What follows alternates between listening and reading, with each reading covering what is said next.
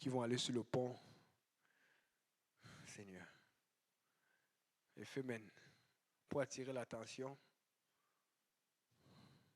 Amen. Nous, on ne fait pas ça. Amen. Un enfant de Dieu ne fait pas ça. Des gens qui vont aller bloquer le pont pour bloquer le trafic. Un enfant de Dieu ne fait pas ça. Amen. Des gens qui vont faire des hold-up, qui vont kidnapper quelqu'un pour dire « Oh non, nous réclamons cela ». Tout le monde va essayer d'attirer l'attention sur son problème, sur sa situation. Il y a des gens qui sont prêts à tout, même à mourir pour cela. Et on se demande, mais qu'est-ce qui peut pousser quelqu'un à mourir pour cela? Pour ce en quoi il croit, pour ce en quoi. Et souvent, tu vas voir des gens qui meurent. Tu te dis, waouh, comme un kamikaze. Moi, je ne suis pas musulman, mais je les respecte parce que j'ai des amis musulmans avec qui on joue souvent au soccer, on passe du temps. Mais si tu vois comment ils défendent leur foi, c'est pour ça que je les respecte. Parce que est-ce qu'un chrétien peut défendre sa foi alors que nous croyons que nous avons le vrai Dieu? Moi, je crois que j'ai le vrai Dieu. Mais il y en a certains qui sont prêts jusqu'à mettre des explosifs pour eux, pour se faire exploser. Bien que ce n'est pas ça qu'il faut faire. Amen. Donc, nous avons donc vu qu'il y a beaucoup de courants. Il y a beaucoup de courants. On voit les gens qui sont pour la politique, les gens qui sont pour l'homosexualité. On voit même maintenant, je vous ai expliqué comment les LGBT ont évolué. Maintenant, c'est LGBTQ2S+, ils appellent ça bispirituel. Donc, ils commencent à réclamer une sorte de spiritualité. Amen. Il y a des gens, maintenant, il y a le mot mégenré, c'est-à-dire que si un homme a décidé d'être une femme et que tu l'appelles un homme, il peut même te porter plainte. Ou si une femme a décidé d'être un homme et tu l'appelles une femme, elle peut te porter plainte. Tu es en train de la mégenrer. Seigneur, aide-nous. Il y a tout genre de choses. Amen. Et on ne se retrouve plus. Mais nous, les enfants de Dieu, nous devons connaître l'identité de notre Dieu. Nous devons connaître qui est Dieu. Nous devons connaître d'où nous venons. Bon. Maintenant, ce qui fait la différence, c'est que il y a des bons pécheurs et il y a des mauvais pécheurs. Ça, c'est pas dans le passé. Amen. Exemple, le frère Simplice était un très mauvais pécheur. Amen. Il ne va pas tout vous raconter. Il a fait quelques anecdotes ici, là. Amen. Lui-même, il a raconté comment il est venu à l'église. Il n'était pas venu à l'église avec les bonnes intentions. Mais le Seigneur l'a rattrapé. Amen. Le frère Yannick était aussi un très mauvais pécheur. Amen. C'est pour ça que quand je parle de la famille de la sœur Ronia, j'apprécie beaucoup. Il y a des choses que j'aurais voulu vivre. J'aurais voulu qu'on me dise, mais personne ne m'a pas dit. Et c'est quand je suis tombé sur le pasteur Kaouzé, j'ai trouvé en lui un papa qui est capable de me dire durement et avec amour ce qu'il fallait que je fasse. Amen. Et j'ai dit, ça c'est l'homme que Dieu a mis dans ma vie. Amen. Le frère Moria, ce n'est pas la même chose. Mais il est venu à Dieu. Parce que lui, il était branhamiste. Vous allez voir qu'il y a beaucoup de passé. Il y a des gens qui étaient déjà dans l'église. Mais moi, je pense que c'est plus difficile de gagner quelqu'un à la vérité quand il est déjà dans l'église. Parce qu'il a une certaine forme de piété. Amen. Mais moi, j'étais dans l'église, j'étais là, je n'étais pas là. Mais je me suis laissé aller. Mais il y a un avantage et un inconvénient à cela, c'est que l'avantage, c'est que vous allez voir à l'église Saint-Laurent, on a beaucoup de jeunes, ils sont très stables. Il y a des jeunes qui n'ont jamais goûté l'alcool. Par exemple, il y a le pasteur Woodward qui est venu un jour, c'est un pasteur âgé, il a déjà dans les 60 ou 50, je ne sais plus combien là, mais il te dit qu'il ne sait pas comment ça goûte l'alcool.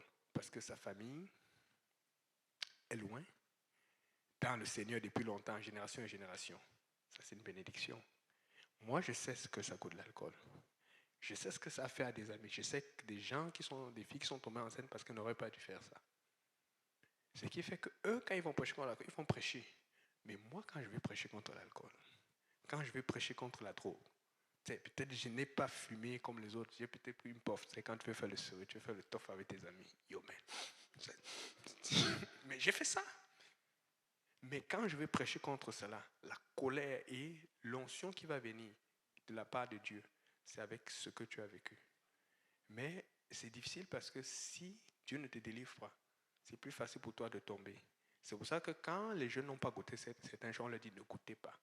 Parce que tu luttes avec un esprit qui revient. C'est pour ça que nous, quand on est venu à l'église avec Saint-Bus, on a failli laisser plusieurs fois. Parce que la tentation était difficile.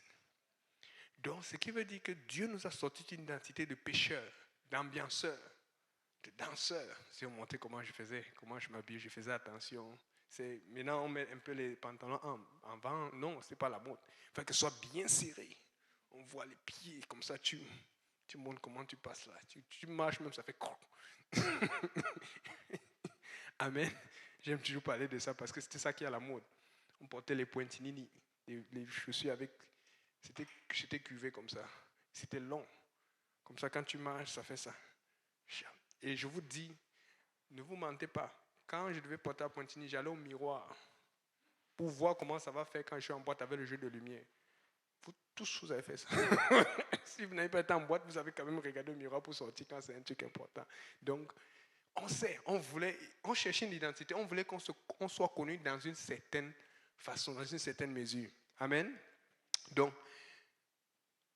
et puis Dieu nous a changés, il nous a sauvés, il nous a amenés à la vérité. D'autres qui étaient des très mauvais pécheurs, d'autres qui étaient des bons pécheurs, d'autres qui étaient dans le mal, d'autres qui n'étaient pas trop dans le mal. Amen. Mais maintenant, Dieu, une fois qu'il nous a apporté à la vérité, il y a une chose qu'on doit remarquer, ça a pris du temps. Ça prend du temps. Ça prend beaucoup de temps. Amen. Une anecdote qui est arrivée la dernière fois. La dernière fois, je travaille parce que je travaille beaucoup avec les jeunes qui mènent maintenant aux caméras parce qu'on n'est plus capable. Il y a trop de caméras, il y a trop de choses à faire. Et puis c'était la fille de la sœur Solange Barbosa, du pasteur Jean-Yves. Là, il y a une autre fille qu'elle est tentée d'entraîner pour l'aider souvent parce que des fois, quand je vais faire mes choses, je les laisse. Quand je vois que tout est sous contrôle, mais je check à distance.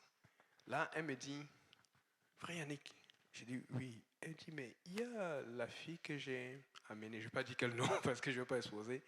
Elle veut le mot de passe du iPad parce qu'il y a un iPad qu'on utilise pour pouvoir mettre les versets à distance et tout et tout. Elle dit, je lui donne, je ne sais pas quoi répondre parce que d'habitude les jeunes, là, ils se partagent et tu. Je dis, je ne sais pas, c'est toi qui décides. Ça fait longtemps que tu travailles maintenant avec moi, tu peux décider. Elle dit, ok. Elle a d'abord souri. Je dis, hey. Je voulais voir ce qu'elle a dit. Après, elle se tourne vers l'autre fille. Elle dit, écoute, tu vas attendre 1 an. Tu vas d'abord te former. J'étais dépassé. J'ai failli crier. J'ai fait juste, me suis contenu pour ne pas. Mais j'étais dépassé. Je lui ai juste dit que non, vas-y, toi tu décides. Elle dit, écoute, tu sais, tu vas attendre 1 an, tu vas faire tes preuves. Et puis j'ai dit, hé, même les enfants comprennent ça. Même les enfants comprennent. J'étais dépassé. Et elle n'a pas rien. Et tu vois, plus tard, l'autre n'avait pas l'iPad, mais finalement, tu vois, avec l'iPad, mais c'est elle qui a ouvert. Elle a dit, je ne te donne pas. Et j'ai dit, ok. Parce qu'elle me c'est le temps qu'elle a pris. J'ai dit, bon, si les enfants comprennent cela, nous, qu'en est-il? Oh Seigneur, j'étais dépassé. Ça a fait ma journée. Donc, et son amie à qui elle parlait, elle a compris, elle a acquiescé. Elle a dit ok, parce qu'elle veut vraiment participer. Donc, je me dis, est-ce qu'on veut participer vraiment aux choses de Dieu? Parce que quand ça met du temps pour que Dieu fasse ce qu'il t'a promis, ce que tu attends. Amen. Donc, vous savez, les gens vous connaissent. Quand tu veux prêcher, Dieu te donne des histoires. Aujourd'hui, même au travail, j'ai un autre ami, il parlait, on blaguait, et puis à un moment, j'étais concentré, mais il parlait, il dit non, moi, certaines choses, je n'écoute plus. Moi, j'aime écouter Hervé chanter, parce que je m'appelle aussi Hervé, Yannick. Je dis, hein? Il dit, non, j'aime ça quand tu chantes. C'est pas que je me rappelle que oui, c'est dernièrement, j'ai chanté au Schlager et tout ça là, et puis souvent, ça m'arrive de chanter. J'ai dit, il dit, oui, je t'écoute. Il dit à l'autre que Hervé ne joue pas sur mon piano, il chante aussi bien. J'ai dit, hey. Donc, j'ai compris qu'il me suit aussi constamment. Vous savez, ça a pris du temps. Mais quand tu fais des choses régulièrement et que tu te tiens pour tes convictions, on commence à connaître ton identité. Qui tu es. Tu n'es pas identifiable comme les autres. Amen. C'est aujourd'hui que ça arrive. J'ai dit, wow, peut-être qu'il m'écoute même maintenant, je ne sais pas. Mais sachez que quand tu te tiens, ça influence les autres. Mais qu'est-ce qui influence? C'est ton identité. Parce que tu es connu comme cela. Donc un chrétien, une chrétienne ne doit pas être ici et ici. Il faut que tu aies tout droit. Amen. Donc, nous devons donc connaître l'identité de Dieu, un peu comme notre Père. C'est quand nous avons un Père, nous voulons savoir d'où il vient, quel est son passé, qui était ton grand-père. Tu veux tout savoir. Tu veux savoir comment, quand tu as été conçu, qu'est-ce qui s'est passé avec ta maman. Il y a beaucoup de choses que tu veux savoir parce que c'est peut-être intime, mais ça regarde tes parents. Amen. Mais si nous connaissons ces choses de notre Père charnel ou physique, comment est-ce que nous ne pouvons pas connaître cela de notre Père spirituel?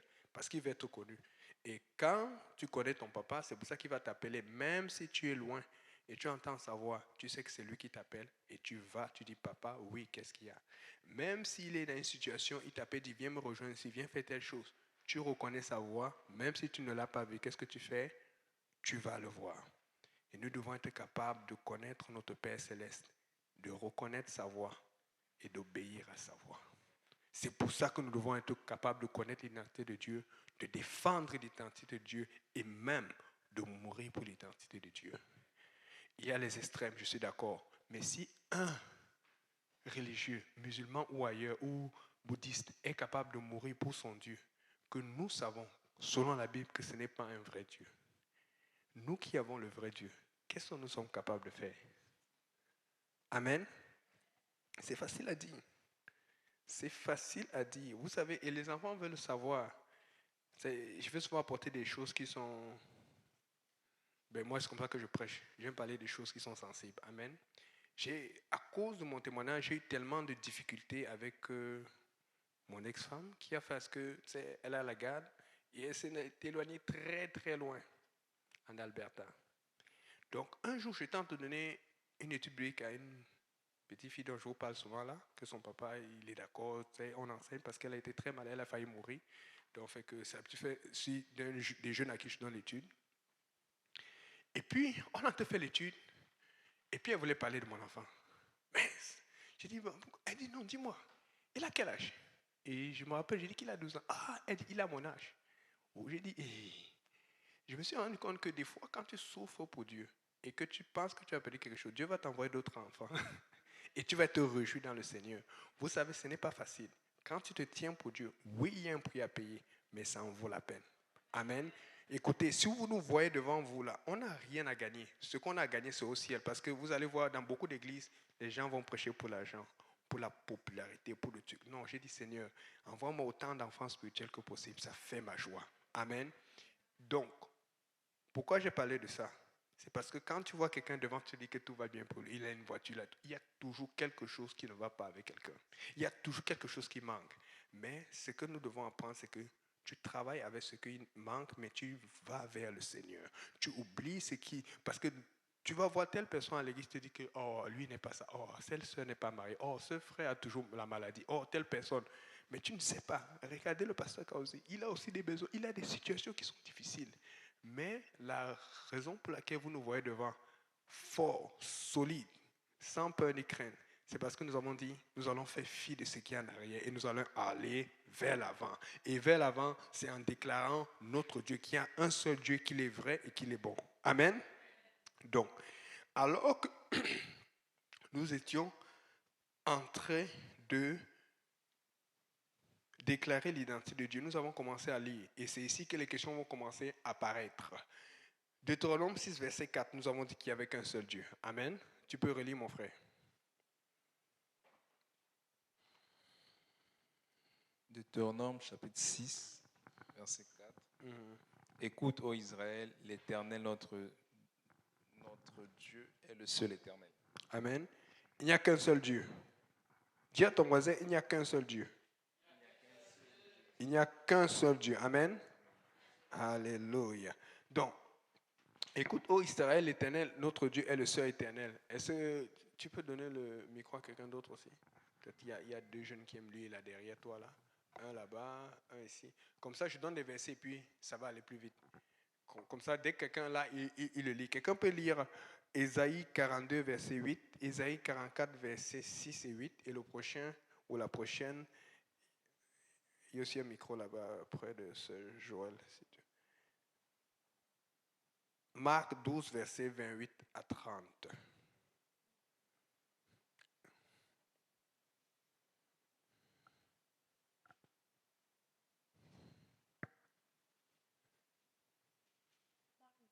Oui, Marc 12, verset 28 à 30. Marc 12, verset 28 à 30. Un des scribes qui les avait entendus discuter, sachant que l'Éternel avait bien répondu aux Sadducéens, s'approcha et lui demanda quel est le premier de tous les commandements. Jésus répondit, Voici le premier. Écoute Israël, le Seigneur, notre Dieu, est l'unique Seigneur. Ok, merci. Et on a parlé de ça la dernière fois. Un scribe, c'est quelqu'un qui copiait la Bible. C'est quelqu'un qui connaissait la Bible, qui retenait la Bible dans la tête. Il copiait tellement. Et c'était très sérieux. J'avais fait une étude là-dessus sur l'histoire de la Bible. D'où vient la Bible? Qui écrit la Bible? Comment c'est écrit? Comment ça a commencé? On ne va pas faire ça là maintenant. Ça, c'est trop long. J'ai fait ça en 3 leçons au moins. Et ça, je n'ai même pas encore fini. Amen. Donc, et 3 leçons de 1 heure et quelques chacune. Le scribe alors dit, quel est le premier de tous les commandements? Parce qu'il a vu que Jésus répondait aux pharisiens et tous ceux qui lui posaient des questions, et il regardait, il comparait par rapport à sa connaissance de la parole de Dieu. Il disait, waouh, il répond bien.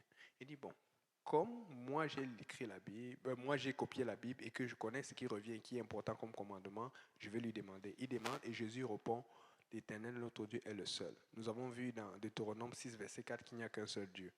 Et dans Marc, comme vient de lire, il n'y a qu'un seul Dieu. Amen. La première chose que nous devons savoir sur l'identité de Dieu, c'est qu'il est un. Amen. Il n'y a pas 3 personnes, il y a une personne. Ça, c'est très, très important. Amen. Et on va voir ça dans toute la Bible. Amen. Et n'oubliez pas, vous avez des questions, arrêtez-moi. Ésaïe 42, verset 8. Tu peux lire. Quelqu'un, la personne qui l'a lit. Le prochain, c'est Ésaïe 44, verset 6. Prochain, Ésaïe 45, verset 5 et 6. Oui.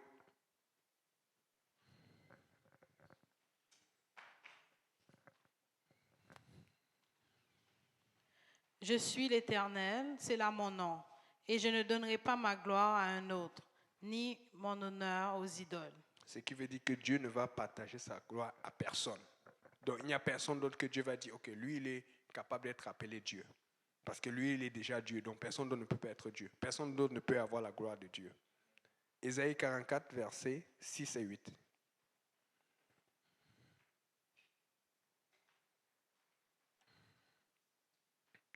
Prochain, Ésaïe 45, versets 5 et 6.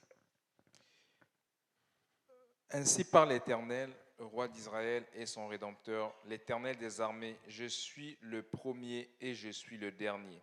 Et hors moi, il n'y a point de Dieu. Amen. Comment, tu sais,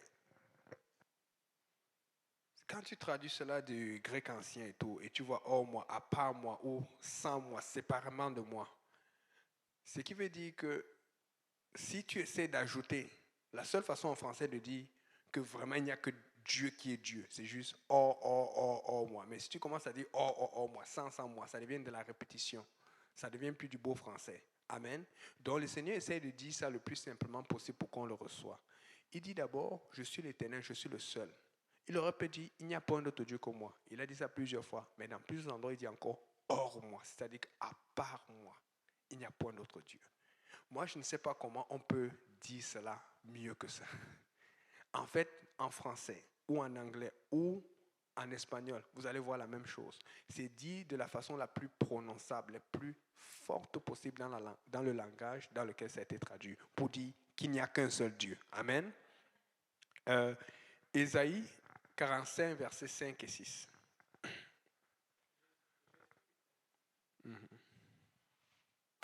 Je suis l'Éternel et il n'en a point d'autre. Hors moi, il n'y a point de Dieu.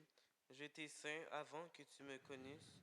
C'est afin que l'on sache du soleil levant au soleil couchant que hors moi, il n'y a point de Dieu. Je suis l'Éternel et il n'y en a point d'autre.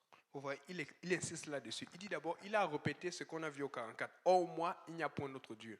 Bon, maintenant, parce que les gens peuvent voyager et peuvent trouver d'autres ou des religions et des idolâtries, il dit du soleil levant jusqu'au soleil couchant. C'est-à-dire que si tu traverses toute la terre, tu ne vas trouver aucun autre Dieu que lui.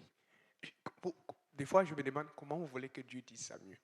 Il a d'abord dit, il n'y a point d'autre Dieu. Après, il dit, oh, moi, il n'y a point d'autre Dieu. Maintenant, il ajoute encore. Il répète, il dit maintenant du soleil levant jusqu'au soleil couchant. Tu veux qu'on trouve un verset, il parle de la lune avant que tu crois? Il n'y a qu'un seul Dieu. Amen. Et il continue. Ésaïe 45, verset 23.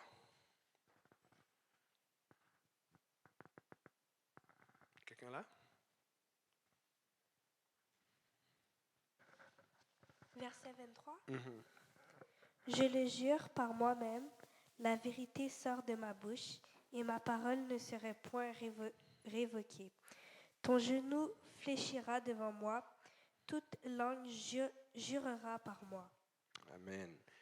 Maintenant, le Seigneur dit, je le jure par moi-même. Quand il jure par toi-même, vous savez c'est quoi la raison?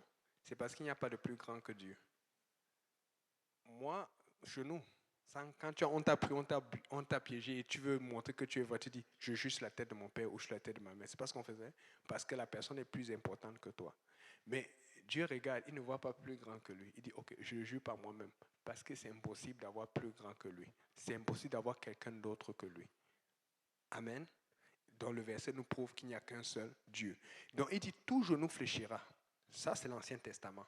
Vous savez ce qui est particulier avec Ésaïe? C'est que j'ai envie de parler de ça, mais ça va être trop long. Mais juste vous donner une parenthèse. Dans les écrits bibliques, il y avait des gens qui critiquaient beaucoup la Bible, qui disaient que c'est faux, c'était pas vrai et tout. Mais il y a parmi les manuscrits qu'on a trouvés, pas seulement des écrivains bibliques ou des architectes, mais ce sont des choses qui ont été approuvées par des archéologues non bibliques.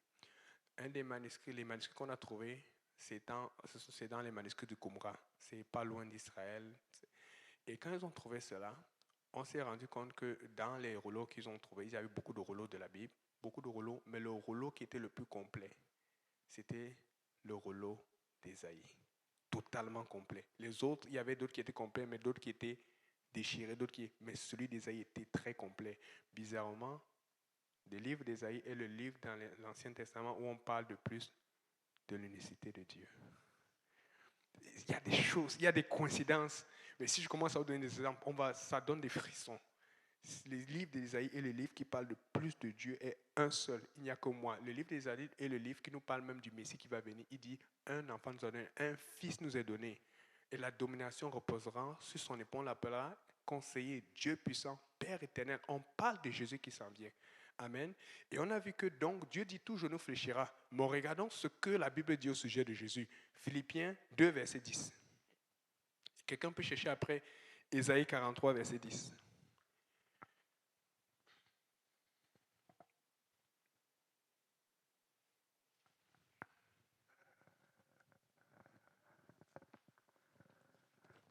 Afin qu'au nom de Jésus, tout genou fléchisse dans les cieux, sur la terre et sous la terre. Amen. Donc, on a fait les mathématiques. Amen. Si A égale à B, ça veut dire que B égale à A. Amen. Donc, si tu fais A moins B, ça fait 0. Ou B moins 1, ça fait 0. Bon, et si on réfléchit comme cela. Tout à l'heure, dans l'Ancien Testament, la Bible dit que tout genou fléchira devant moi. Ça, c'est Dieu qui parle. Amen. Mais dans le Nouveau Testament, la Bible dit que tout genou fléchira devant Jésus. Bon. Maintenant, si tout genou fléchit devant Jésus, est-ce que Dieu va fléchir devant Jésus? C'est impossible. Dieu lui-même a dit tout genou fléchira devant lui. Et même si les genoux devaient éventuellement fléchir devant Jésus, Dieu ne peut fléchir devant personne. La seule façon que ce verset fonctionne dans l'Ancien Testament et dans le Nouveau Testament, c'est que Jésus soit Dieu manifesté en chair. Amen. C'est pour ça qu'il peut dire dans l'Ancien Testament, tout genou fléchira devant moi, et dans le Nouveau Testament, tout genou fléchira devant moi. Deux exemples. Quand les lépreux étaient malades, quand les gens étaient malades dans le livre des Actes et qu'ils sont allés s'agenouiller devant Pierre ou Paul quand ils les ont guéris, les apôtres déchiraient toujours les vêtements pour dire on ne fait pas ça. Mais chaque fois que quelqu'un est parti s'agenouiller devant Jésus, quand il a été guéri les lépreux, Jésus n'a jamais refusé l'adoration. S'il n'était pas Dieu, il n'allait pas. Il a accepté ça parce qu'il est Dieu. Amen. Donc, tout genou fléchira devant moi. Donc, c'est une prophétie qui montre dans le Nouveau et dans l'Ancien Testament que ce Dieu-là, qui est un seul, c'est Jésus-Christ. Ce n'est pas trois personnes, le Père ici, le Fils ici, le Saint-Esprit. Amen. On continue. Ésaïe 43, verset 10.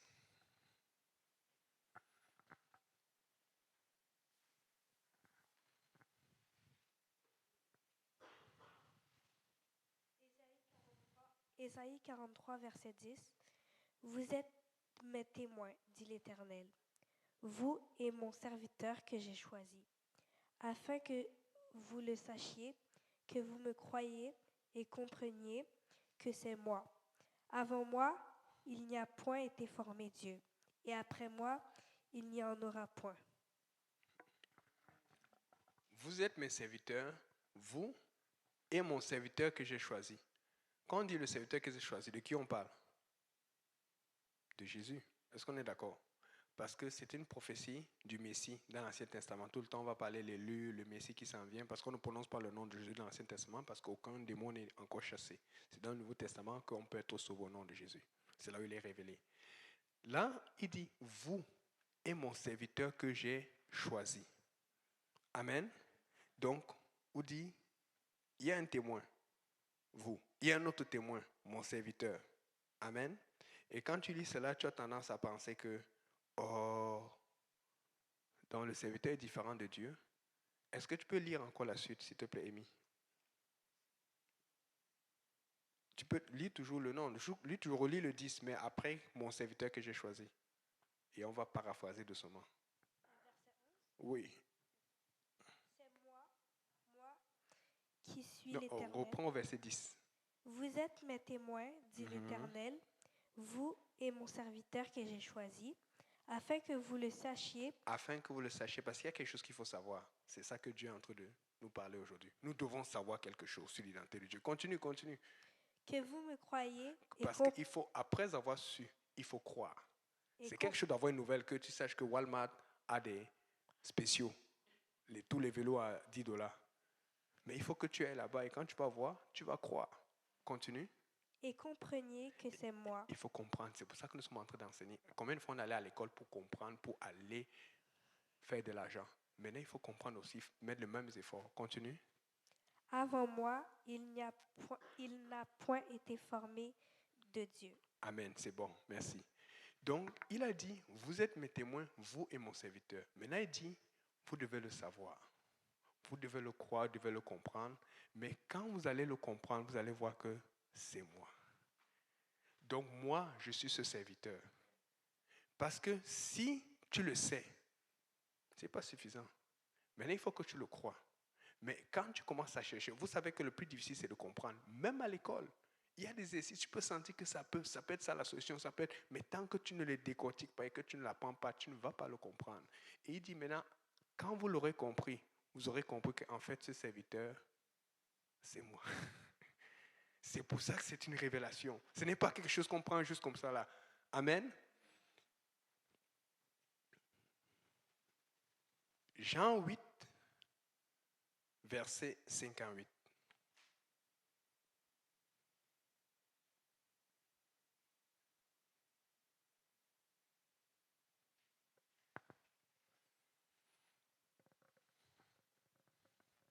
Lis d'abord le verset 57 et puis tu lis le verset 58. 57 et 58. Les Juifs lui dirent, tu n'as pas encore 50 ans et tu as vu Abraham? Jésus leur dit, en vérité, je vous le dis, avant qu'Abraham fût, je suis. Ok. Regardez, parce que Jésus est en train de dire, il parle aux Juifs. Il leur dit, Abraham s'est réjoui de ma venue. Et les Juifs se fâchent et disent, mais toi tu es là, tu es jeune, tu n'as même pas encore 50 ans, parce qu'on voyait son aspect physique. On dit, quand tu as 50 ans, on voit la barbe, on voit la vieillesse. Amen. On sent que tu commences à... Mais Jésus avait l'air tout en forme. Il avait je ne sais pas s'il avait dit les 33 avant de partir ou 32 au moment où il parlait. Mais il est dit, Abraham s'est réjoui de ma venue. Et on dit, mais tu es malade, comment tu peux parler de ça? Tu n'as même jamais existé. Donc, la façon dont il parle selon les écritures prophétiques, comme s'il était là depuis longtemps. Et les Juifs disent, tu n'as même pas encore 50 ans. Et tu parles ainsi. Et Jésus dit, avant qu'Abraham, normalement il aurait dit je fus. Mais il dit je suis. Mais quand on parle de je suis, on sait que celui qui s'est présenté et révélé à Moïse comme je suis, c'est qui? C'est Dieu, Yahweh. Vous vous rappelez l'histoire du buisson, Exode 3. Je passe beaucoup de choses, mais si vous avez des questions, vous pouvez me ralentir, parce que sinon, si on commence à lire ça, on ne va pas s'arrêter. Mais quand Moïse dit, problème d'identité, oui, tu me parles. S'ils me demandent qui je suis, qui tu es, qu'est-ce que je vais leur dire? C'est ça le problème que nous savons. Est-ce que nous savons qui est Dieu?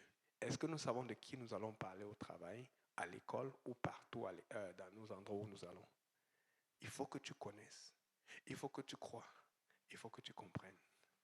C'est parce que des fois, les gens connaissent ou ils voient juste. Et puis, quand tu auras compris, tu vas être convaincu et tu vas aller essayer de convaincre d'autres personnes. Amen. Donc, il dit, avant que Abraham fut, je suis. Amen. Donc, maintenant, il y a une chose. Vous savez, pour ceux qui le veulent, vous pouvez me demander. L'avantage de la technologie, c'est que peut-être les gens du monde vont prendre ça pour aller sur TikTok, mettre des vidéos bizarres. Je n'ai pas TikTok, mais j'apprends qu'il y a des choses là-bas sur TikTok. Ça fait TikTok dans la tête. Mais, de la même façon que la technologie est utilisée pour faire n'importe quoi, la technologie peut être utilisée pour faire le bien. Aujourd'hui, tu peux avoir accès aux manuscrits anciens, c'est-à-dire que les premières écritures de la Bible dans le grec, l'écriture ancienne. L'écriture ancienne, ce sont les écritures en majuscule sans espace, comme le grec était écrit au départ. Et tu peux la voir et puis tu as la traduction après. Maintenant, quand tu regardes cela, va regarder ce verset, Jean 8, verset 5 à 8. Le mot « je suis », c'est écrit « ego émi ». Amen. Et on va voir comment les traducteurs, on va parler des traducteurs trinitaires, des traducteurs apostoliques, des traducteurs, tous les traducteurs ont traduit ça de la même façon, je suis. Amen. Donc, vous vous rappelez de l'histoire de l'aveugle que Jésus a guéri? Il était content, il a fait le témoignage, on dit, c'est pas vrai, les pharisiens étaient fâchés, mais l'aveugle dit, Jésus m'a guéri. Amen. Mais quelqu'un peut lire Jean 9, verset 9, on va voir quelque chose. Rappelez-vous, on a dit je suis en grec, c'est quoi? Ego émi. Amen. Si vous allez vérifier cela, vous allez voir, oui, tu peux lire.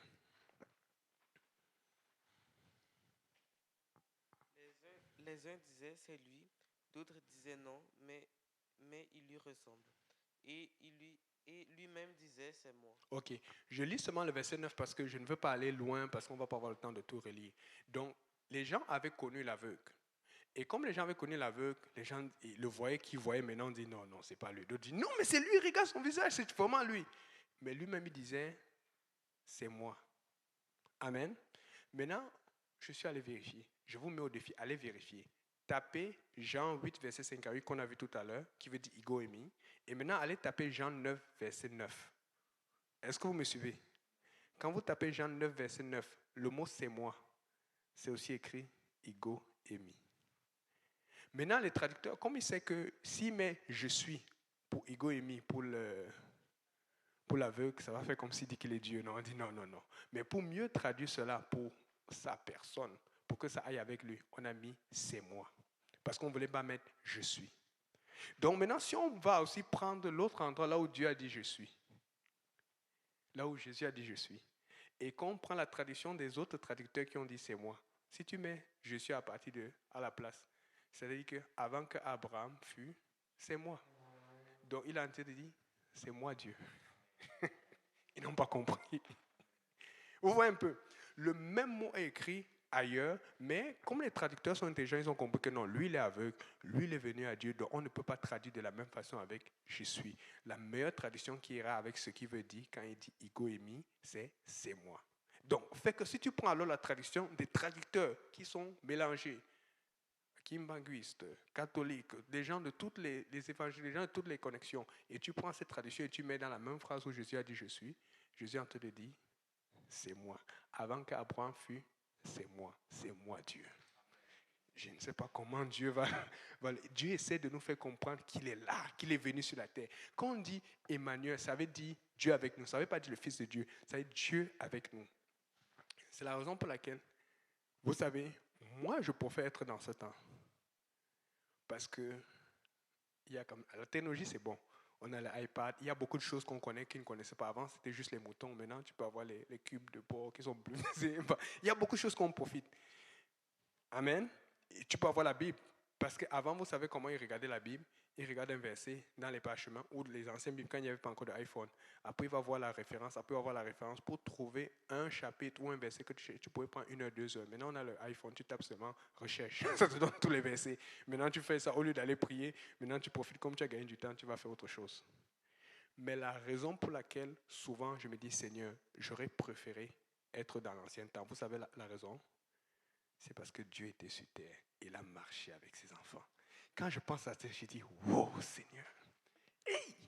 Des fois, on ne réalise pas. Ça me donne des frissons. Je dis, hey, Dieu était sur la terre. Oui, il a construit la terre. Il a créé ses enfants et il est venu, il a marché avec eux pour leur montrer.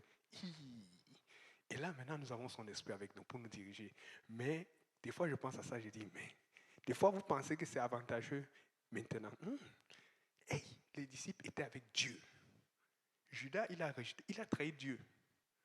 Faites attention, on peut aussi trahir Dieu parce qu'il a refusé l'identité de Dieu. Si tu refuses l'identité de Dieu maintenant, fais attention. Amen.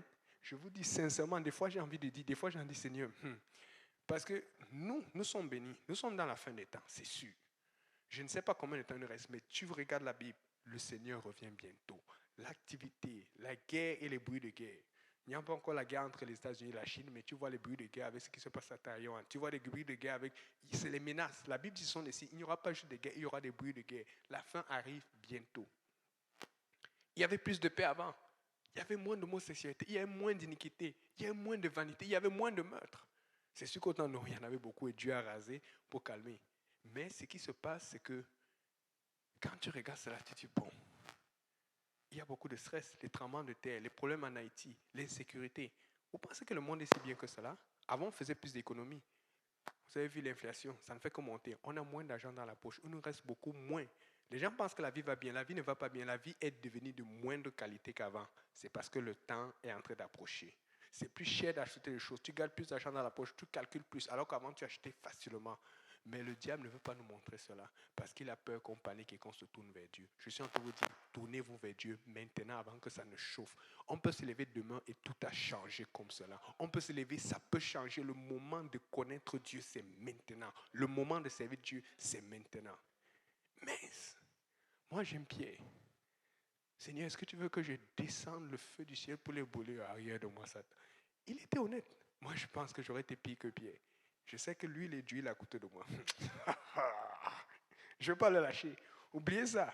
Et tu me dis que je vais aller juste rester avec lui. Et c'est la raison pour laquelle le Seigneur est parti. Parce que si Dieu était resté ici en chair, il est venu en esprit invisible. Maintenant, tu as l'occasion de le recevoir, d'être rempli du Saint-Esprit. Tu dis, tu ne veux pas Dieu. Alors que c'est comme ça que tu peux avoir le même Jésus qui était physiquement dans le temps. Tu peux l'avoir par son esprit en étant rempli du don du Saint-Esprit. Devinez quoi? On a l'occasion d'avoir Dieu tous les jours, mais il y a des gens qui ne demandent même pas le don du Saint-Esprit. Mais, vous savez, l'homme aime le pouvoir. C'est pour ça qu'on recette beaucoup les États-Unis. C'est l'un des peuples les plus forts. On a peur de la Russie parce qu'ils sont capables d'avoir la bombe atomique. Mais tu vas toujours respecter ceux qui sont très forts. Ou quand on va aller en vacances, il y a des gens qui vont en vacances en Russie. Il y a beaucoup de gens qui vont aux États-Unis malgré la pandémie. Tu vas aller dans des endroits sécuritaires. Tu ne vas pas aller en Iran. Tu ne vas pas aller en Corée du Nord. Tu as peur qu'on envoie une photo à tes parents. On dit que bon, tu ne payes pas, c'est fini. On dit que fais tes prières. Donc, si Dieu ne revient pas maintenant, comme il était là, en tant que chair, c'est parce qu'on va faire la même chose. Parce qu'on sait que s'il commence à attaquer Dieu, personne ne va pouvoir le battre. Alors, les gens, sachant qu'il est le plus fort, qu'est-ce qu'on va faire? Tout le monde va vouloir aller à côté de lui, s'asseoir, on dit règne sur nous. Mais tout le monde sera hypocrite. Les gens ne vont pas changer. Ils vont se dire c'est le plus fort, mais on va taper de toi, tu ne peux pas approcher de Dieu, c'est moi qui protège Dieu. Mais Dieu, bon, il aime tout le monde. Alors qu'est-ce qu'il a fait? Il dit, ok, je vais monter au trône, je vous ai montré l'exemple, mais je vais envoyer mon esprit. Si vous m'aimez, cherchez mon esprit. Si vous m'aimez, cherchez ma présence. Parce que Dieu cherche, la Bible dit que l'heure vient, elle est déjà là, là où les vrais adorateurs adoreront en esprit et en vérité. C'est le temps d'adorer en esprit et en vérité. C'est pour ça qu'on parle, vous avez remarqué, quand on parle de l'identité de Dieu, il y a une présence spéciale. Parce que Dieu est en train de vouloir se montrer, il est en train de dire, waouh, voilà un peuple qui me connaît, voilà un peuple qui me cherche. Amen. Alléluia, Seigneur. Merci, Seigneur, pour cette présence que nous ressentons. On continue. Là maintenant, le verset phare qu'on a lu la dernière fois, c'est Étienne, le premier martyr qui est mort pour Jésus. Ça c'est là où les gens se disent, là il dit, je vois Jésus debout à la droite de Dieu. On va parler de tout. Je suis sûr que tout le monde a pensé à ça. Mais ça veut dire quoi, debout à la droite de Dieu? Frère Maurice, est-ce que tu peux relire ça? Ça va être une petite longue lecture. Et puis après, je veux donner préparer Exode, les prochains. Je vous dis, dans Exode 15, il y a des versets qu'on va lire tout à l'heure. Lis Jean chapitre 7, verset 55 à 57, s'il te plaît.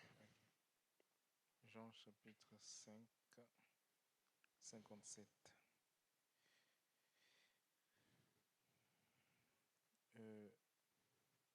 Jean chapitre 5. Non, 7. Okay. Là, on parle de Étienne qui va mourir pour Dieu. Chapitre 7, verset. C'est 55 à 57. il n'y a que verset 53 pour Jean, chapitre 7. Acte, excuse-moi. Qu'est-ce qui me prend aujourd'hui? J'ai la tête dans. Pourtant, c'est ça qu'on avait lu la dernière fois. Merci. Acte Acte, chapitre 7, verset 7. 57. Ils poussèrent alors de grands cris en se bouchant les oreilles, et ils se précipitèrent tous ensemble sur lui, le traînèrent hors de la ville et le lapidèrent. Ok. La raison pour laquelle on l'a lapidé, c'est parce qu'on pensait qu'il a fait un blasphème. C'est pour ça que quand Jésus dit aux Juifs, avant que Abraham fût, je suis. Qu'est-ce qu'ils font? Ils prennent des pierres pour le lapider parce que tu ne te prenais pas pour Dieu. Normalement, se prendre pour Dieu, la Bible dit que tu ne prononceras, je suis l'Éternel ton Dieu, tu ne prononceras point le nom de l'Éternel en Dieu.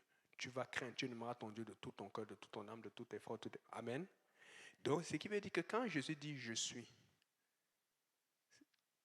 s'il a péché, il n'est plus Dieu parce que la Bible dit que Jésus n'a jamais péché. La Bible est fausse.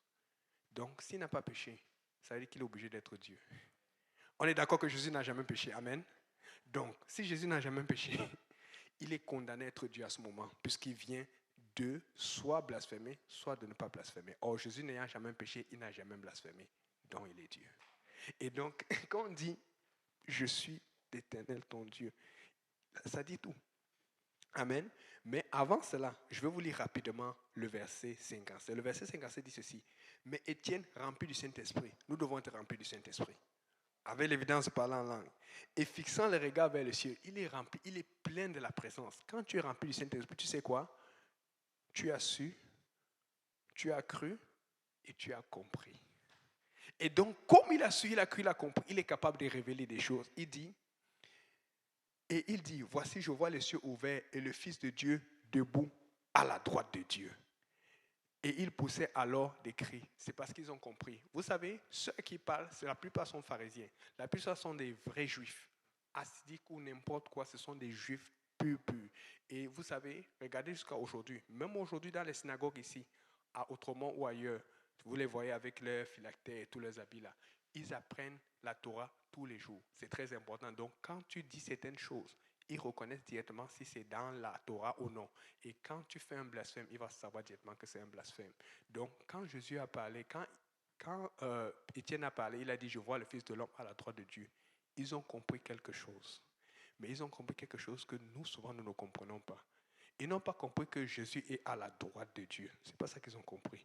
Ils ont compris qu'il était en train de faire de Jésus Dieu. Mais vous vous rappelez, c'est pour ça qu'ils avaient lapidé Jésus, parce que Jésus lui-même se faisait Dieu. Et donc, ils se sont dit qu'il fait encore le même blasphème que ce Jésus-là faisait. On va essayer de le tuer lui aussi. Donc, regardons alors le mot droite. De quoi on parle? Est-ce qu'on peut lire Exode 15, verset 6?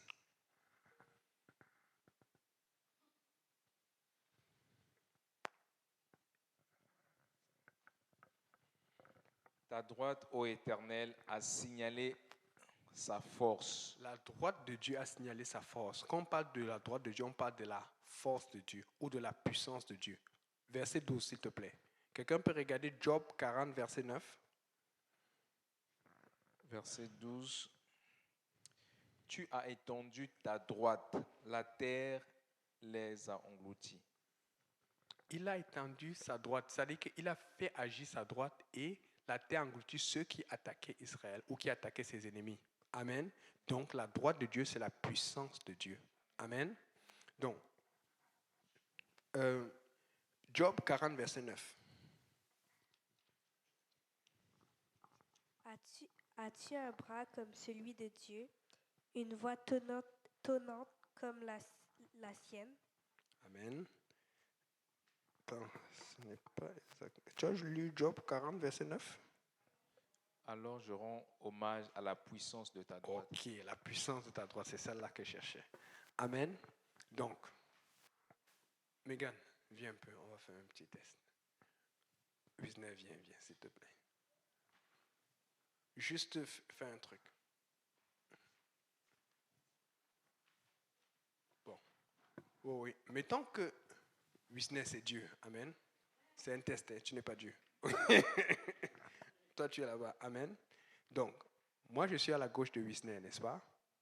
Et elle est à la droite. Donc, fait que si on dit Jésus à la droite de Dieu, ça va être Mégane. Ça, c'est clair, n'est-ce pas? Mais la Bible dit partout. La raison pour laquelle Israël s'est mis à les lapider, c'est parce qu'ils connaissent depuis l'Ancien Testament qu'on parle de Yahweh Jéhovah. Et on leur a toujours dit que Yahweh est invisible. Il est tout puissant. Et ils n'acceptaient pas, les Juifs, de voir quelqu'un qui se présentait pour Dieu. Pourtant, la Bible les a prononcés ça comme le Messie. C'est pour ça qu'ils avaient du mal. Donc, eux, ils comprennent depuis longtemps que Dieu est invisible. Donc, il n'y a pas de corps de Dieu. Maintenant, on a parlé de la droite de Dieu. La droite de Dieu, c'est la puissance de Dieu, la main de Dieu, la force de Dieu. Comment Dieu agit, c'est sa droite. Donc, plus que la Bible dit clairement dans 1 Timothée 6, verset 16, ou dans plusieurs autres endroits, on ne va pas lire parce qu'on veut sauver du temps, que Dieu est invisible. Amen. Alors, si Dieu est invisible, qui est à la droite ou à la gauche de Dieu? Puisqu'il est invisible. Peut-être que vous voyez parce qu'on est par là, nous, mais peut-être qu'il est comme ça. Peut-être qu'il est comme ça en ce moment. Vous comprenez un peu? Dieu nous a donné un corps pour nous donner une force, des pieds, une façon de faire. Mais pour pouvoir comprendre Dieu, il faut savoir, croire et comprendre. Et maintenant, il faut qu'on arrive à cette compréhension que les Juifs ont eue parce qu'ils ont lutté pour cela. Ils connaissent qui est l'ancien Dieu. Et quand tu crois que Dieu est invisible et que Dieu n'a pas de corps, tu comprends que quand on dit Jésus à la droite de Dieu, on entend parler de Jésus dans toute la puissance et dans toute la gloire de Dieu. Amen. Et c'est pour ça qu'ils ont lapidé Étienne pour dire tu es en train de blasphémer. Vous pouvez vous asseoir.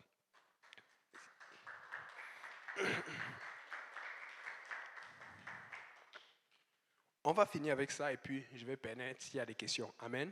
Parce qu'il y a trop de versets. Si on commence, on ne va pas finir. C'est pour ça que j'essaie d'accélérer.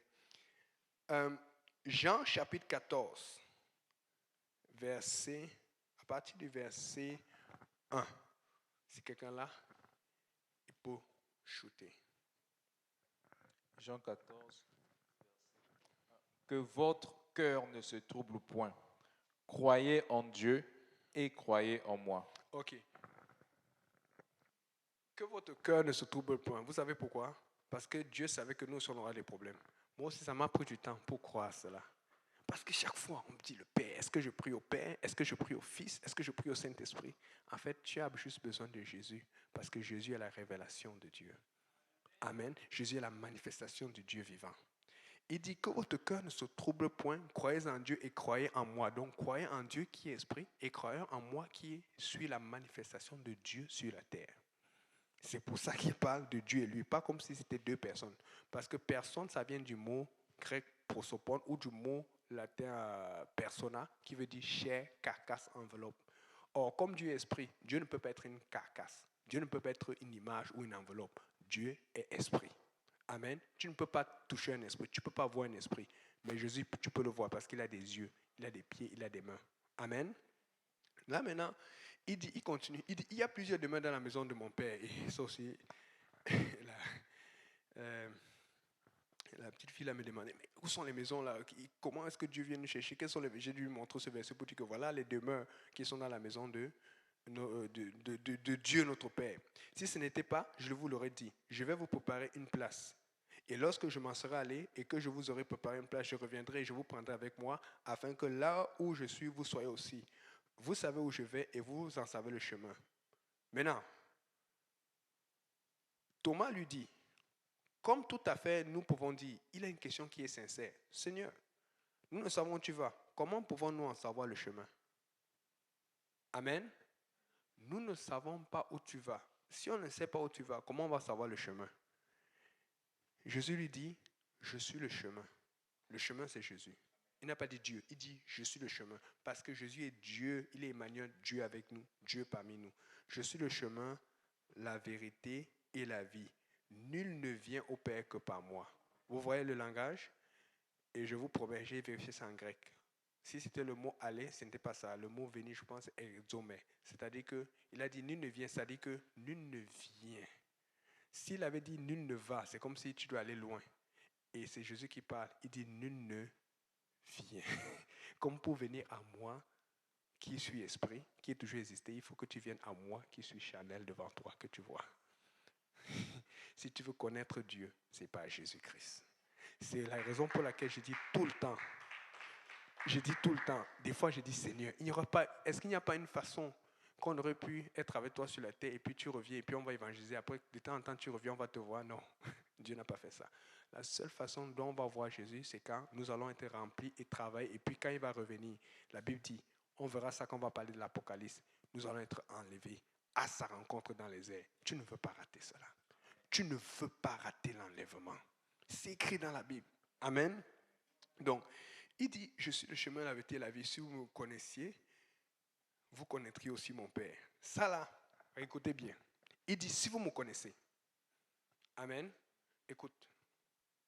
Si tu connais la sœur Fabienne, ça ne veut pas dire que tu connais la sœur Joël. Ce n'est pas le même genre de voiture. Ce n'est pas le même goût. Amen. Peut-être l'autre aime le plus de pickles dans la sauce. L'autre aime moins de pickles. C'est pas. Peut-être qu'il y a des ressemblances à cause des traits. Amen. Mais lui dit, si vous me connaissez, vous allez connaître mon Père. Wow. Il y a quelque chose. Amen. Les frères proches ne sont jamais pareils. Même les amis proches, même les jumeaux ne sont jamais pareils. Les jumeaux ont toujours une différence dans la taille ou dans un cheveu ou dans un truc. Il y a toujours une différence pour pouvoir les reconnaître. Même on dit les bons jumeaux, les faux jumeaux, même les bons ou les vrais jumeaux, ils ont toujours une différence. Mais lui dit, si vous me connaissiez, vous connaîtriez mon Père. Et qu'est-ce qu'il dit après? Je veux que quelqu'un le lise. Le même verset, qu'est-ce qu'il dit après? Dès maintenant, vous le connaissez. Ok, écoutez. Mettons que Dieu est ici et je suis ici. Il dit, si vous me connaissez, vous allez connaître Dieu. Mais il n'a pas dit, si vous connaissez Dieu, vous allez me connaître. Vous comprenez un peu? Si vous me connaissez, vous allez connaître Dieu. Et après il dit, et dès maintenant, vous me connaissez.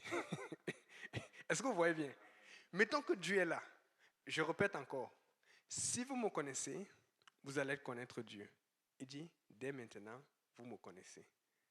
Parce que je suis Dieu. Il a tout fait pour nous dire ça. Il a tout fait pour nous faire comprendre cela. Il était avec nous. Et je vous dis, je reviens encore ça. Seigneur, des fois j'ai envie. Finalement, j'aime certains signes de science-fiction. De science-fiction où tu revenais dans le temps avec les anciens habits et tout ça. Là. Si ça existait vraiment, je ne crois pas en ça. Je reviendrais dans le temps des disciples pour un peu frapper Judas. Tais-toi, traître. Tu me le beauté. J'avais fait comme à ce moment-là, c'était les fouets. Moi, ce que je veux prendre dans ce temps le pistolet Taser. Je viens ici. C'est un solo. Ça, c'est bien. Dieu sait comment il fait ces choses. Mais ce n'est pas fini. Bon, quand Philippe ne comprend pas, comme moi aussi, je ne comprenais pas ça. Regardez, il pose une question qui est sincère. Regardez sa question qu'il dit. Il dit, non, quelqu'un va lire ça. Lis le verset, quelqu'un d'autre.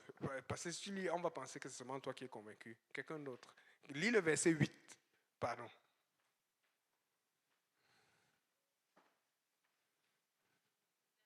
Mm-hmm. Philippe lui dit, Seigneur, montre-nous le Père et cela nous suffit. Parce que Jésus me fait que comprendre. Il dit d'abord, si vous me connaissez, vous allez le connaître. Et maintenant, vous me connaissez. Ça, c'est trop compliqué. Pourtant, il a dit avant de commencer que votre cœur ne se trouble point. Mais il vient de dire, si vous connaissez, vous allez connaître mon Père, maintenant vous le connaissez. Mais le cœur est encore troublé. Philippe, il dit, non, écoute, Seigneur, c'est trop compliqué. Montre-nous seulement, papa. On veut voir. Quelqu'un d'autre, regarde ce qu'il répond. Quelqu'un d'autre, pardon. Comme ça, la conviction traverse la salle. Là.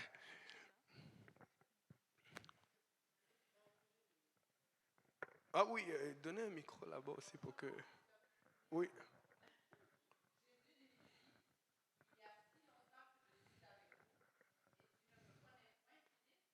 Attends, regarde. Il vient de dire quoi? Il dit, Seigneur, montre-nous le Père. Laisse-nous ça. Non, ce n'est pas toi qu'on veut. On veut voir le Père. Amen. On veut voir le Père. C'est lui qu'on cherche. Parce que c'est lui qu'on a parlé depuis longtemps, l'Ancien Testament. C'est lui qui s'est présenté à Abraham. C'est lui qui s'est présenté à Moïse, à tous ces gens. Montre-lui et ça nous suffit. Maintenant, ce qu'il répond, c'est quoi? Il n'a pas dit, il y a si longtemps que le Père est avec vous. Il dit, il y a si longtemps que je suis avec vous. Et tu ne m'as pas connu. Dieu était avec eux. Oh Seigneur, ça donne des frissons. Dieu est avec eux depuis longtemps. Le problème, c'est ceci. Il faut comprendre que dans l'Ancien Testament, quand tu péchais contre Dieu, c'était la mort parce que Dieu est saint, Dieu est pur. C'est pour ça que j'avais expliqué au départ. Vous avez vu quand Dieu a fait le soleil, c'est parce que sa gloire éclairait la terre. Et si sa gloire nous éclairait, dès que tu fais un péché, tu meurs. Et Dieu a été comme ça parce que c'est le jugement de Dieu. Mais pour cacher son jugement, il a porté la chair pour que quand il vient devant nous, si on pêche, il puisse pardonner. Alors, quand il est venu, il a enveloppé cet esprit de la chair pour que cet esprit soit contenu pour qu'il ne nous offense pas. Parce que ces offenses nous offensaient, mais pour qu'on puisse cracher sur lui, le crucifier, mais qu'il nous pardonne en retour. Et c'est pour ça qu'il dit, tu ne m'as pas connu. Mais ce même Dieu est remonté au ciel parce qu'il a fait sa part. Et c'est à nous de suivre son exemple. Amen. Et je vais finir avec cela. Il dit ceci. Il y a si longtemps que je suis avec vous et tu ne m'as pas connu, Philippe, celui qui m'a vu a vu le Père. Vous voulez que Dieu dise ça comment? Il a dit, hors de moi, il n'y a pas Dieu. Il dit, celui qui m'a vu a vu le Père. Mais le problème, c'est que le Père est invisible. Donc la seule façon de voir le Père visible, c'est quand tu regardes Jésus. Il n'y a nulle part, il n'y a pas de Trinité, il n'y a pas trois personnes, il n'y a qu'une seule personne, c'est Jésus-Christ. Amen. Et Philippe, celui qui a comment dis-tu, montre-nous le Père. Donc c'est juste qui dit que ta question là, maintenant c'est toi qui vas me troubler. Parce que c'est comme si ton père est devant toi, il dit je suis ton père, tu dis papa, tu es vraiment mon père. Il dit c'est pas moi qui te nourris, c'est pas moi qui t'éduque depuis. C'est comme ça que Dieu se sent quand on ne connaît pas son identité. Amen. Est-ce qu'il y a des questions? Oui. Commençons ici là.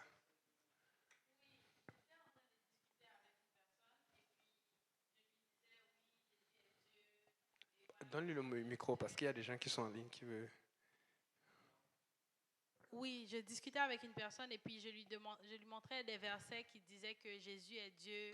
Et puis il m'a dit, à la fin de la conversation, il m'a dit, ouais, mais vous les apostoliques, c'est comme si vous priez Jésus au nom de Jésus. Quand il m'a dit ça, je ne savais pas quoi lui répondre. Il m'a dit, mais si Jésus est Dieu et puis Jésus a dit, priez en mon nom, c'est pas comme si tu disais, je prie Seigneur au nom de Jésus, c'est comme si tu dis, ok Jésus, mais au nom de Jésus encore. Ok. La meilleure façon de répondre à ça, c'est que il faut connaître tes versets. Quand tu connais tes versets, tu vas lui dire, en fait, on prie Dieu au nom de Jésus, parce que Dieu est tout-puissant. Amen. Et le verset que tu peux leur apporter, quelqu'un peut lire Colossiens 3, verset 17. Parce que l'autre chose, c'est que des fois, les gens peuvent le sentir, le comprendre, mais le rejettent parce que ça va remettre en question leur théologie et les pratiques de leur église. Amen. Et quoi que vous fassiez en parole ou en œuvre, En parole ou en œuvre. Donc, quand tu parles ou quand tu agis, fais tout au nom du Seigneur Jésus. Maintenant, tu vas lui dire, tu dois tout faire au nom du Seigneur Jésus, mais tu vas lui dire, voici comment la Bible nous montre. En rendant, ce n'est pas fini. En rendant par lui des actions de grâce à Dieu le Père. Tu dis, tu pries Dieu en évoquant le nom de Jésus. Tu dis, c'est ça le verset. Il faut toujours répéter le verset parce que souvent, il y a des gens qui vont le faire de bonne foi, mais il y a des gens qui vont faire de mauvaise foi. Moi aussi, j'étais comme ça. Quand elle allait me discuter, j'allais discuter. Mais j'ai appris que chaque fois qu'elle discute, je vais expliquer en mettant toujours un verset. Et quand tu mets le verset, ça chasse l'esprit qui est en arrière. Et tu vas voir que ça va devenir plus clair. Amen. Question? Oui, c'est par rapport à des gens, quand ils prient, ils vont, par exemple, vous voyez Dieu, il va dire, Seigneur, je vous prie. Est-ce que une personne comme ça, comment l'expliquer? Est-ce que c'est, quand il prie en vous voyant, est-ce qu'il croit qu'il y a trois ou Ouais. il parle? Je croyais je me rappelle qu'il y a quelqu'un qui faisait ça beaucoup, mais après ça a changé. Quelqu'un qui jouait une étude. Je ne me rappelle plus, il vous voyait beaucoup. Mais il y a une chanson qu'il a aimée, qu'il a aidé à faire cela. Et dernièrement, j'ai envoyé la chanson là aussi une fille à qui je donne l'étude. C'est Jésus est mon ami de tous les jours. Maintenant, il faut comprendre que dans l'Ancien Testament, Dieu était grand. Il est toujours grand, mais il était séparé parce que Dieu est esprit. Il se promène une colonne de feu le soir et une colonne de fumée le matin. C'est-à-dire que tu es là, tu te lèves, tu vois quelque chose qui bouge comme ça. C'est ce que la Bible dit. et tu vois le feu. Écoutez, si quelqu'un voit le feu qui bouge, tout le monde va fuir. On va dire que c'est pourtant Dieu est en train de bouger. Mais malgré cela, les gens ont péché parce qu'ils ont pris ça pour acquis. Et donc, quelque part, Dieu était trop éloigné de son peuple parce que le seul qui pouvait vraiment s'approcher pour lui parler, c'était Moïse. Et Dieu a vu que oui, avec Moïse, des gens ont servi Dieu, mais pas autant qu'ils voulaient. Dieu a dit maintenant, il va se rapprocher. Et quand Dieu se rapproche, il devient vraiment ton ami.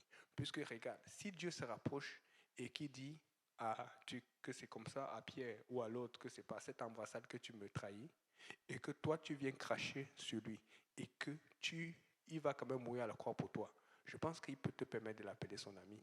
En fait, Dieu voulait montrer que, contrairement à l'Ancien Testament, là où quand tu péchais contre lui, il te tuait, maintenant, comme il est venu en chair, il peut te protéger du jugement, le temps que tu meurs ou le temps qu'il revienne avant de te condamner ou de te bénir de ce que tu as fait. Donc Dieu est vraiment notre ami. Il faut leur expliquer que Dieu est notre ami. Tu peux appeler Jésus ton ami, mais c'est un ami qui est aussi sévère parce qu'il te donne le temps pour changer. Moi, je ne sais pas comment vous voyez, parce que quand tu le vois, c'est comme si tu en te dis qu'il est loin de toi. Je ne sais pas. Est-ce que tu vois ton papa? Tu dis papa, c'est sûr que tu respectes ton papa. Je ne l'appelle pas par mon prénom, je lui dis papa. Mais je dis comment tu vas? Parce qu'il est proche de moi. Amen. Mais Dieu, c'est notre Père. Tu dois le tutoyer. C'est ton papa. Il veut que tu sentes qu'il est proche de toi parce que quand tu vas à traverser une situation et que c'est chaud, tu vas dire Seigneur, vous m'avez laissé.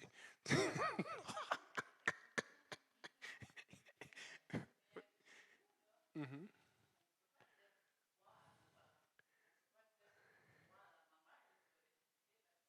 Oh.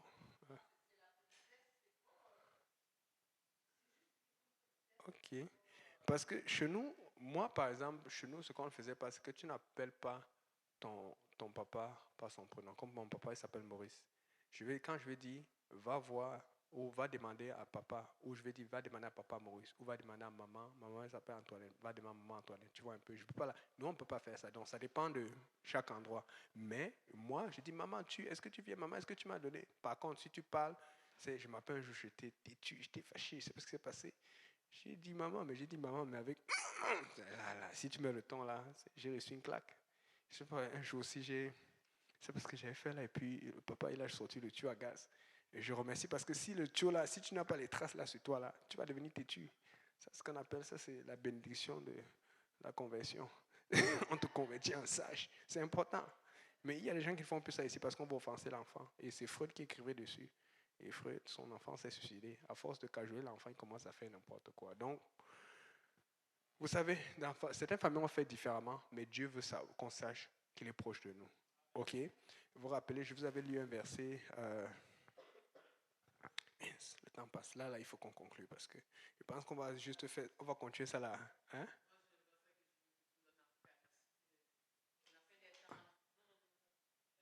Ok. Oui. Laisse-moi finir avec ça là.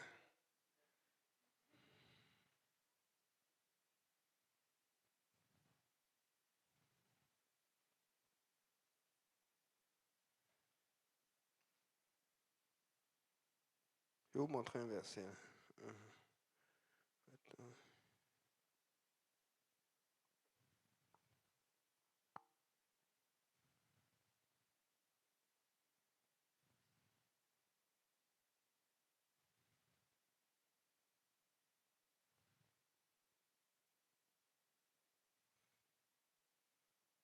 Ok, voilà. Je vais lire ça moi-même, ok? Parce que ça, c'est une recherche que j'ai faite moi-même, que j'ai trouvée. Je vous promets, et c'est toujours quand tu me dis, Dieu te le montre. Regarde, Jean 3, verset 22. Et puis après, on va prier. Frère Samuel va venir prier. Et puis je vais donner les versets parce que là, on est trop avancé. Je pensais qu'on allait finir tôt, mais ça, c'est une leçon intéressante. Amen. Mais je ne veux pas retenir les gens. Je ne veux pas que Dieu dise, laisse aller mon peuple, comme il a dit à Pharaon. Amen. Oui. Après cela, Jean 3, verset 22, notez ce verset. Après cela, Jésus, accompagné de ses disciples, se rendit dans la terre de Judée. Et là, il demeurait avec eux et il baptisait. Ce qu'on retient là maintenant, qui est le plus important pour nous, c'est qu'il baptisait. Mais toutes les traductions, on ne met pas seulement il baptisait, on dit il demeurait. Mais quand tu vois le mot il demeurait, quand tu vois le grec ancien, ça veut dire il passait beaucoup de temps avec eux. On a dit demeurer. Demeurer, c'est habiter ensemble, n'est-ce pas? Il était proche d'eux. il avait des chillings avec eux. C'est Dieu qui nous a appris ça, passer du temps avec les saints. Il faut être proche parce que quand tu passes du temps avec quelqu'un, ils vont savoir si tu es authentique ou si tu n'es pas authentique. Et c'est comme ça qu'ils ont eu confiance à Jésus. Et c'est là où les choses se sont passées. Amen. Demandez au frère Simplice, toujours avant qu'il ne nous fuit parce qu'une soeur haïtienne est venue le chercher. On a fait des chillings, les gens sont baptisés comme pas possible. C'était chaud. Amen. Mais c'est parce qu'ils avaient confiance. Mais on fait ça pour le bien, mais les gens font ça pour le mal. Il faut passer du temps avec le Seigneur. Et le Seigneur nous a appris à passer du temps aussi avec d'autres. Amen. Le mot demeurer là, aller chercher, c'est il passait beaucoup de temps.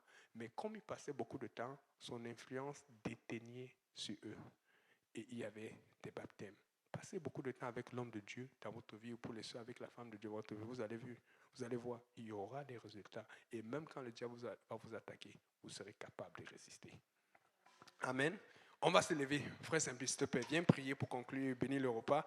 Et je vais répondre à d'autres questions pendant le truc parce que il faut vraiment. Je ne savais pas qu'on allait être aussi long. J'avais parié qu'on allait finir tôt, mais il faut jamais parier quand on parle de l'identité de Dieu. Amen.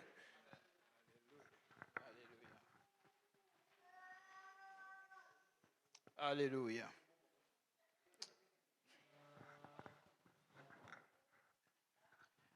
Amen. Alléluia. Qui a reçu ce soir encore? Alléluia. Le Seigneur est bon. Le Seigneur est merveilleux. Vous savez, ceux qui ratent ces moments-là, vraiment, ils ratent de bonnes choses. Amen. Alléluia. Seigneur, nous te louons, nous te rendons grâce encore une fois, Papa, pour l'opportunité que tu nous as donnée, Seigneur, de venir recevoir encore, Papa, cette nourriture éternelle, Dieu de gloire, qui est plus qu'une nourriture, Seigneur, charnelle, Seigneur. Éternel Dieu de gloire, je bénis, Papa, ton saint nom, Seigneur. Nous te prions à l'instant, Papa, que ta parole réside encore dans nos cœurs, Seigneur. Trouve une place de choix, Seigneur. Éternel Dieu de gloire, que nous la méditons quotidiennement, Seigneur. Que ces révélations que nous avons reçues, Papa, Papa, fasse l'effet, éternel Dieu de gloire, en nous, Seigneur, et tous ceux qui nous suivent en route, Seigneur. Tu connais le besoin de tout un chacun de nous en ce lieu, Seigneur. Toi qui sondes les cœurs et les reins, Seigneur. Toi qui es le rémunérateur de chacun de nous, éternel Dieu de gloire, et de chaque personne que tu as créée, Seigneur. Je bénis et je sanctifie ton saint nom, éternel Dieu de gloire. Papa, souviens-toi de ceux qui, éternel Dieu de gloire, te cherchent encore, Seigneur. Tous ceux qui, éternel Dieu de gloire, Papa, ont oublié même ton nom, Seigneur. Tous ceux qui ont rétrogradé, Seigneur. Éternel Dieu de gloire, je te prie, Papa, pour cette ville, Seigneur. Que ces paroles qui sortent au quotidien, Seigneur. Souviens-toi de cette ville. Souviens-toi de ton peuple en face de toi, Seigneur. Papa, maintenant qu'ils vont prendre la route, Seigneur, je te prie, éternel Dieu de gloire, que tu les bénisses, que tu sanctifies, Seigneur. Tu protèges les véhicules, Seigneur, chaque engin qu'ils ont utilisé pour être en ce lieu, Seigneur. Tous ceux qui n'ont pas pu, éternel Dieu de gloire, être là, ou qui se retrouvent dans un hôpital ou quoi que ce soit, Seigneur. Toi seul, Seigneur, donne la force, Papa, guéris, restaure, éternel Dieu de gloire, que la prochaine fois nous puissions être encore nombreux en ce lieu, Seigneur. Éternel Dieu de gloire, bénis et sanctifie la nourriture, bénis les mains qui l'ont fait, d'où que viennent les moyens, Seigneur. Multiplie-le au centuple, Seigneur, et que, Seigneur, toute la gloire te revienne. Tes enfants t'aiment, tes enfants veulent te voir, Seigneur. Visite chacun de nous, éternel Dieu de gloire, et laisse une trace indélébile, Papa, dans le cœur, Seigneur, de ta présence. Et que toute gloire te revienne. Que le peuple de Dieu dise au nom de Jésus. Est-ce qu'on peut acclamer le Seigneur?